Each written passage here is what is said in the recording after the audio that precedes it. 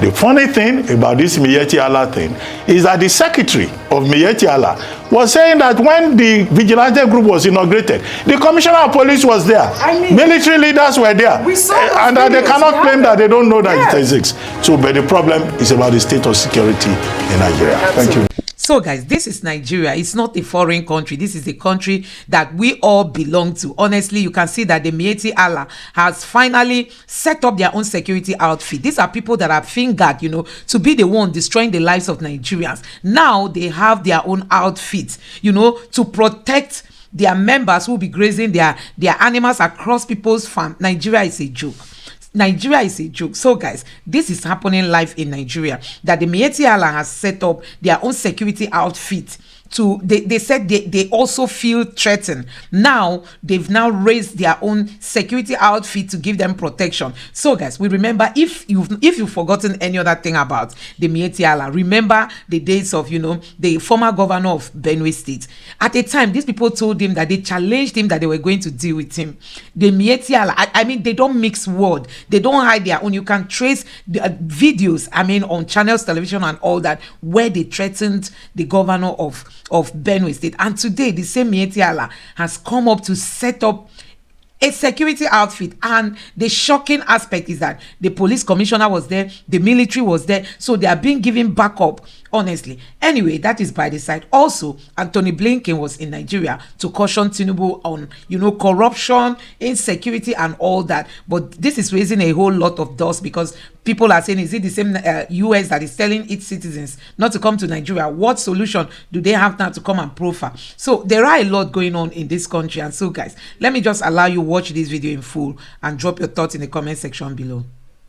With reactions to the visit of U.S. Secretary of State Anthony Blinken, who met with President Bola Ahmed Tinubu on Tuesday and assured Nigerians of the United States' readiness to partner with and invest in the Nigerian economy. Blinken, who is on an African tour, made the remarks at the presidential villa, adding that Nigeria offers real, clear and competitive opportunities for investors, but however noted that tackling corruption will make it easier for companies to repatriate capital, which is essential for attracting foreign investments.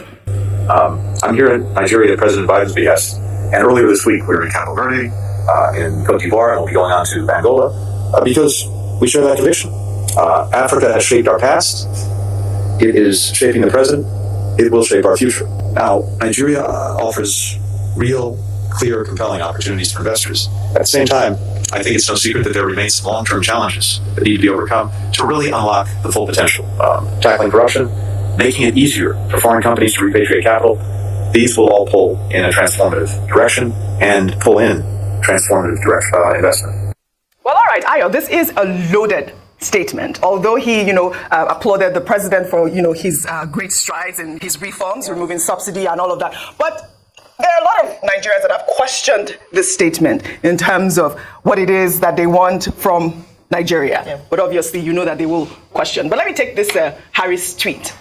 He wrote, the U.S. Travel Advisory is saying otherwise, discouraging U.S. citizens from coming to Nigeria, citing security reasons. I hope the sudden turnaround is not connected to the forthcoming U.S. elections. You can never really trust these guys, though it's a welcome development. Obviously, you know that there's elections going on. There's always so many reasons for foreign countries to partner with others. I mean, absolutely. And the truth is that when it comes to diplomatic relations, especially from the U.S. perspective, it's always U.S. first.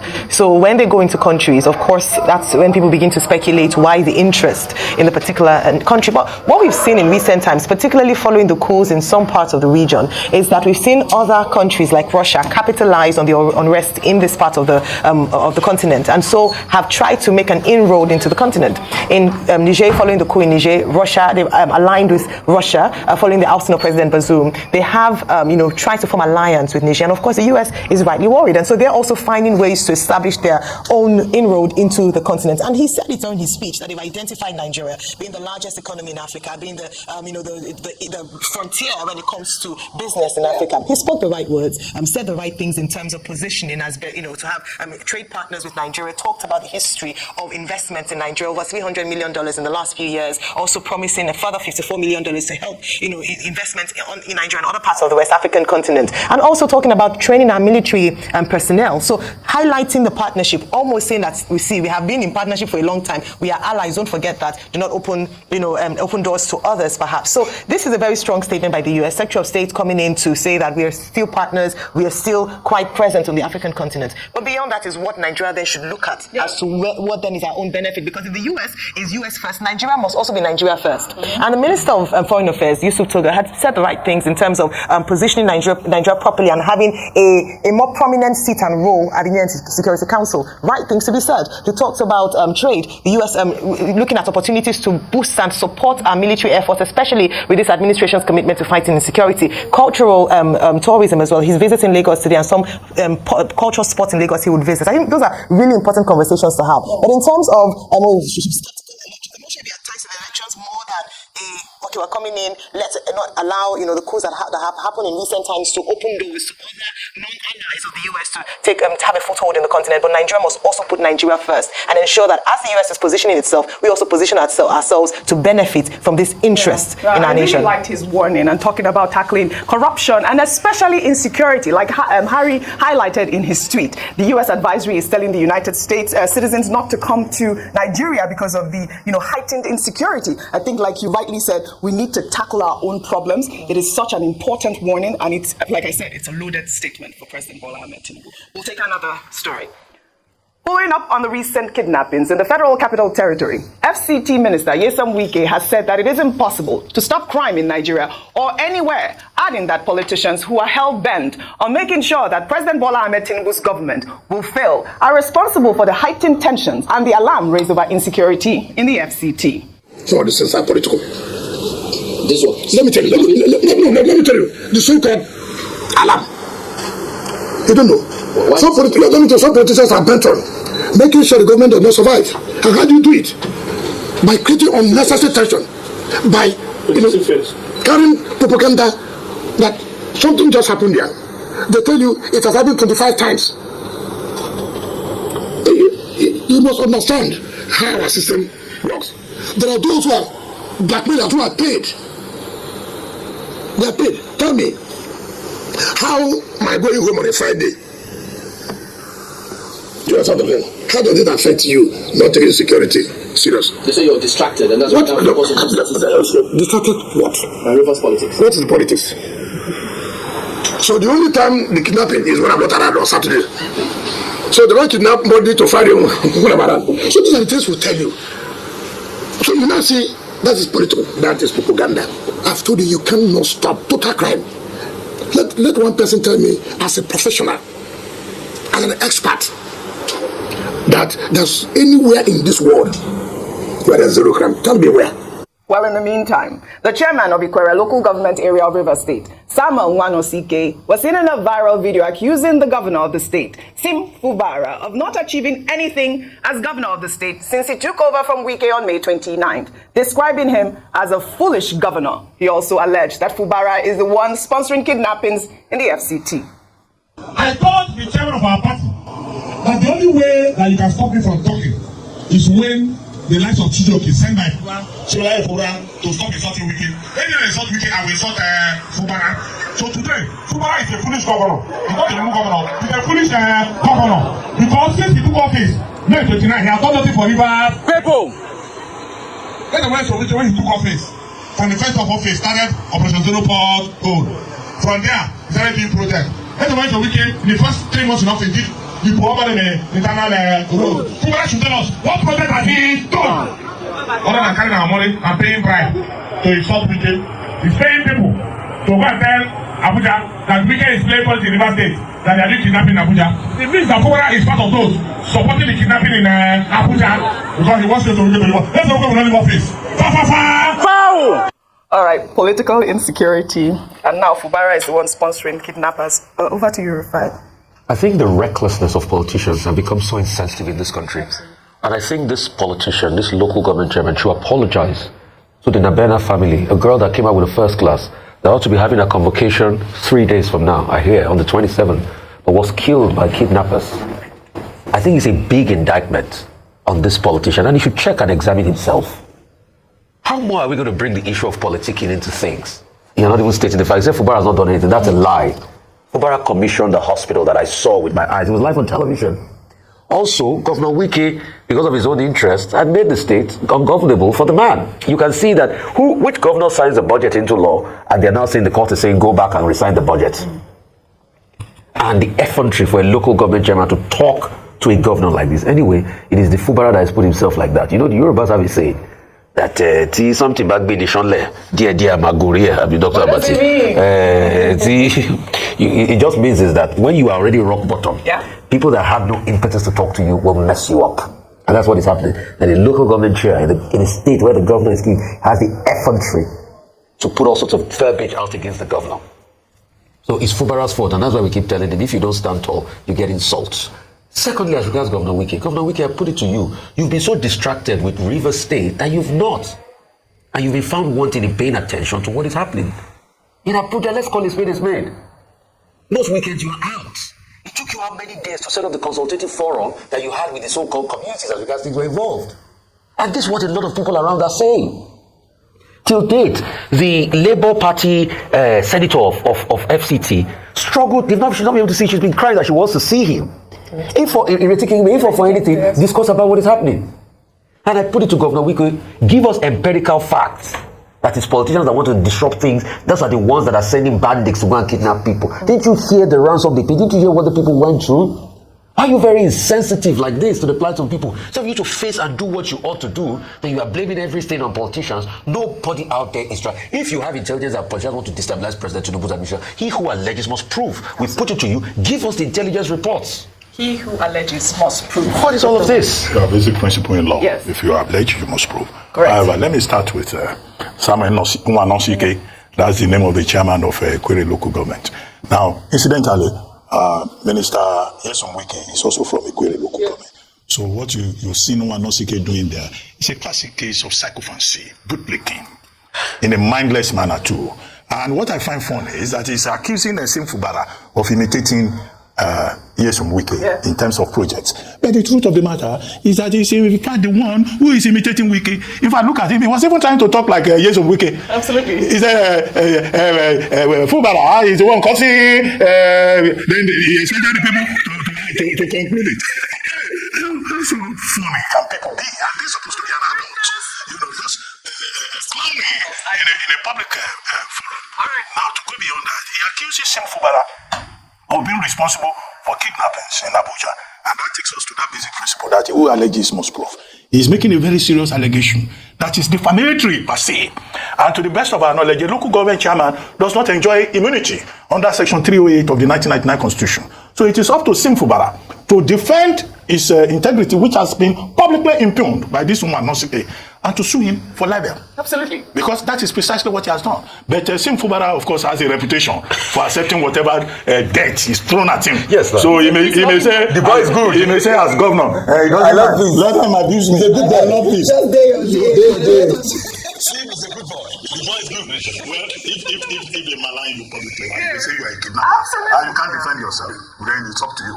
Because you have the right to defend your reputation. That's that about that. He's asking what project has he done. It's up to Fubara to tell us the projects that he has done. He should defend himself. He should not say for peace. Somebody will call you a kidnapper, and you say it's okay because you are governor. As for Wike himself, he's trying to downplay the rate of abductions, kidnapping in Abuja. 25 persons abducted within 2 weeks.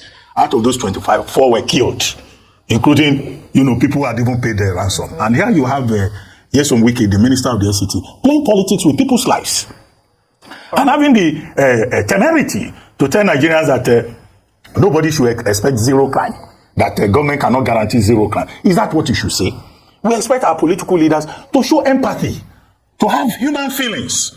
Look at the Al-Qadiriya family that lost their daughter. So what he will say to that man that was on this TV station, was it yesterday or 2 days ago, is that there can be no zero crime. And he even goes further to say that the people who are talking about kidnappings are politicians who are projecting propaganda. 2 people will be abducted, and then they will say the whole of the Federal Capital Territory is not safe. I recommend for Nyesom Wike's education the editorial that was written on this same subject by The Economist. And The Economist newspaper was saying that, look, part of the reason kidnapping is wreaking havoc in Nigeria is because our political leaders do not take things seriously, except it affects them personally. What Wike has done is simply to confirm the submission of the Economist newspaper. So this is the kind of leadership that we are saddled with. Further, Wike himself is a lawyer. I hope he has not forgotten Section 14, 2B of the 1999 Constitution, which says the duty of the government is to ensure the security and the welfare of the people. So, and it is wrong to say it's politicians that are complaining. No, maybe when they start abducting the children of politicians, then politicians can start complaining. But ordinary people are no longer safe in any part of this country, and they are not even safe in the Federal Capital Territory, over which he superintends as minister, and which is even a security zone. If the government of Nigeria cannot secure its own Federal Capital Territory, which is the seat of power, then of course it means that the rest of us have been turned adrift. And for a minister to come and tell us that this is propaganda, no, I think it's scandalous. But he may, after a fashion, come and say he was quoted out of context, or that it was misrepresented. That's what government officials say. Yeah, and they will say it's the arise people trying to misinterpret. No, I thought nobody is there on this table. Well, I thought we heard clearly what you said. Dr. Abati. We'll take another story.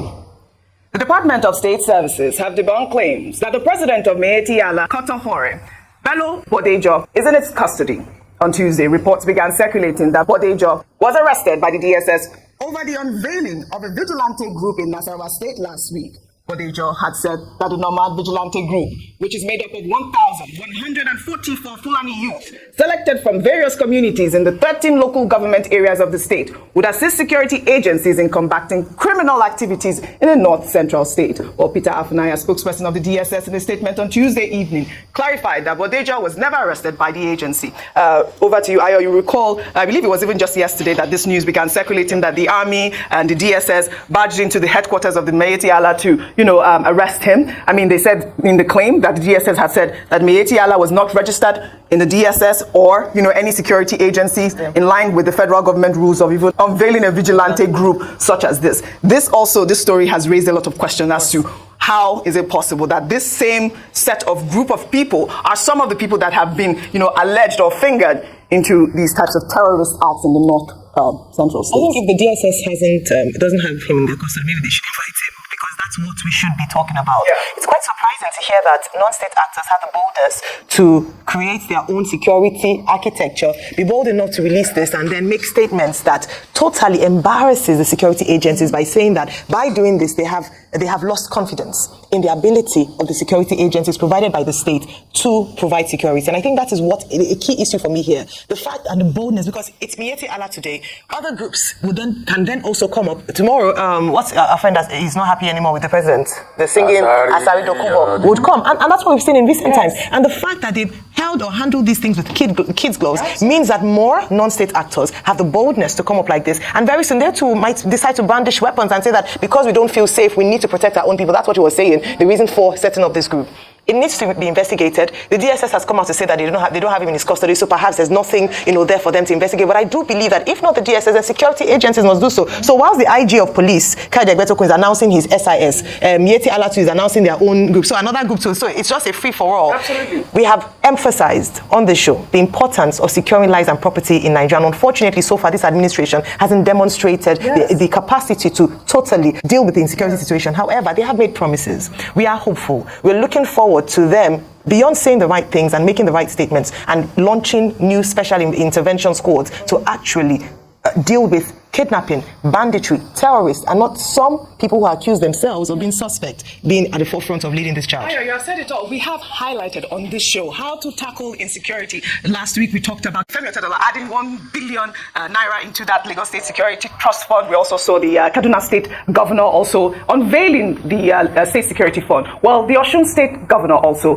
Ademola Adeleke, has directed the establishment of the State Security Trust Fund as part of efforts to secure lives and property of residents in the state. The governor said the fund will operate on a public-private partnership model in close collaboration with corporate organizations, business communities, industrialists, and critical stakeholders. Adeleke also stated that the fund, which will be deployed for the provision of material and logistic support for security operatives in the state, will be set up by a committee, which will include members of the security services with a view to proffering solutions to security challenges facing the state. I mean, last week we did talk about it. We have to encourage all state governors to try and emulate this model. It's a no-brainer. You get, the private sector to invest to try to help the security situation, not this type of Miyetti Allah groups that are not recognized by the federal government. I mean, only last week, Dr. Bati talked about the fact that, we were all shouting when Boko Haram was, reintroduced into the society. Now we are hearing that the Nigerian Defense Headquarters is saying that they have released over 1,000 terrorists in Borno State from 2016 to 2022.